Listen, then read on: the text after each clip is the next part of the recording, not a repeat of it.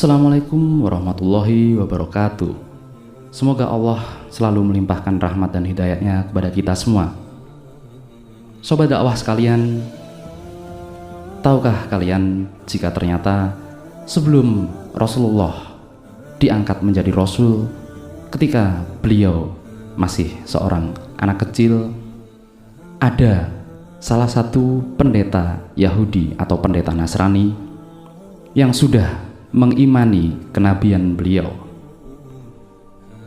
Ya, pendeta tersebut adalah seorang rahib bernama Buhaira. Buhaira kala itu dialah yang takjub karena melihat langsung tanda-tanda kenabian. Nama Buhaira sendiri dalam bahasa Suryani berarti lautan yang luas. Dalam ensiklopedia Islam disebutkan kata Buhaira atau Bahira berasal dari bahasa Aramaik yang artinya adalah yang terpilih. Jadi nama itu sebenarnya adalah nama gelar baginya, sedangkan nama baptisnya adalah Sergius atau Georgius.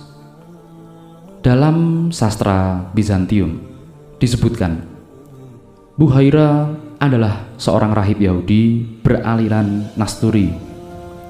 Dia menganut ajaran Arius dan Nutsuri, di mana ajaran ini tidak menerima doktrin ketuhanan Al-Masih, bahkan pantang menyebut Al-Masih sebagai Tuhan. Sekte ini percaya baik Al-Masih Isa alaihissalam maupun Maryam adalah manusia yang merupakan perwujudan dari kalimat luhur. Dalam kitab Sirah Nabawiyah karya Muhammad Ridho dijelaskan, Buhaira dikenal sebagai seorang pendeta yang sangat menguasai ilmu falak dan perbintangan.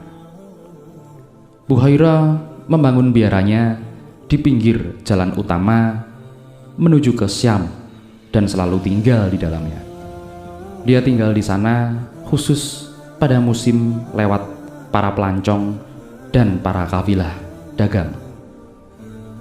Kemudian Buhaira menyerukan kepada mereka untuk tidak menyembah berhala dan hanya mentauhidkan, mengesahkan Allah Subhanahu wa Ta'ala.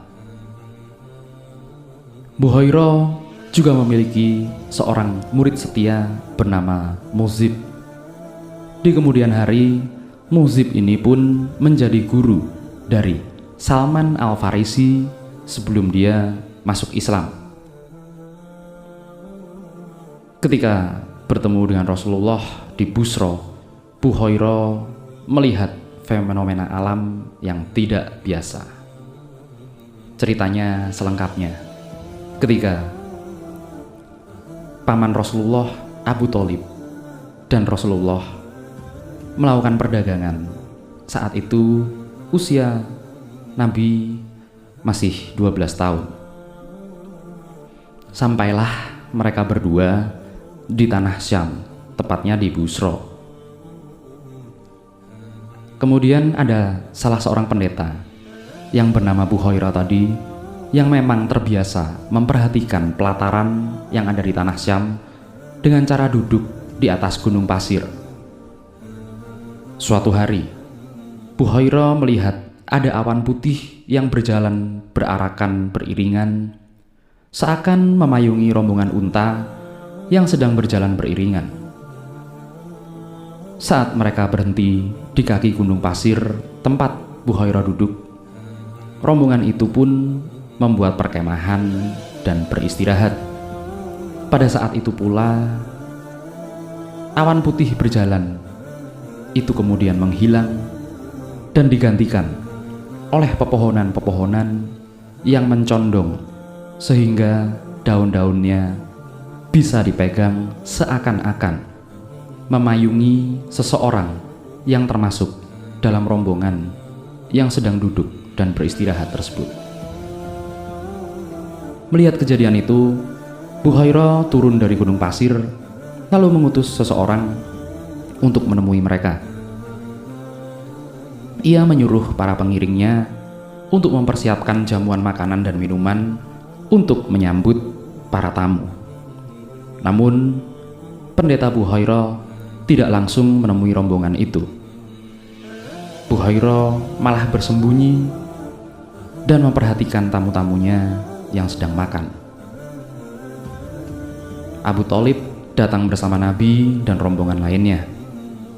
Selama jamuan itu berlangsung, diam-diam Buhairah mengamati sosok Nabi, seakan memperhatikan dan menemukan berbagai tanda-tanda kenabian sesuai dengan apa yang dia baca dan dia pelajari dalam kitab. Ketika jamuan itu selesai, Buhairah pun muncul dan langsung menghampiri Nabi Muhammad dan berkata, "Wahai anak kecil, demi Lata dan Uzza, aku bertanya kepadamu, dan aku sangat mengharapkan engkau mau menjawab jujur apa yang aku tanyakan." Mendengar Buhairah mengucapkan sumpah dalam nama Lata dan Uzza, Nabi Muhammad segera menjawab, "Jangan engkau tanya aku atas nama Lata dan Uzza. Demi Allah, tidak ada yang aku benci melebihi keduanya." Lalu Buhairah kembali berkata, "Kalau begitu, atas nama Allah aku memintamu untuk menjawab pertanyaanku." Nabi Muhammad pun menjawab, "Katakanlah, ya pendeta, katakanlah apa yang ingin engkau tanyakan." Saat itulah Buhairah menanyakan banyak hal kepada Nabi Muhammad, mulai dari kebiasaannya, seperti gayanya, gaya tidurnya, keluarganya, impian-impiannya, dan banyak hal-hal lainnya. Nabi Muhammad pun menjawab dengan lancar, dan Buhairah tampak semakin yakin dengan apa yang ia ketahui selama ini. Ketika rombongan itu sudah ingin pamit, dan di saat Nabi Muhammad berdiri, kerah jubahnya tersingkap, sehingga Buhairah melihat dengan jelas bahwa di pundak Rasulullah ada khotamun nubuwah atau tanda kenabian. Allah Subhanahu wa Ta'ala memang seperti ingin memperjelas kepada Buhairah bahwa Nabi Muhammad ini adalah seorang nabi yang nyata dan benar-benar nabi.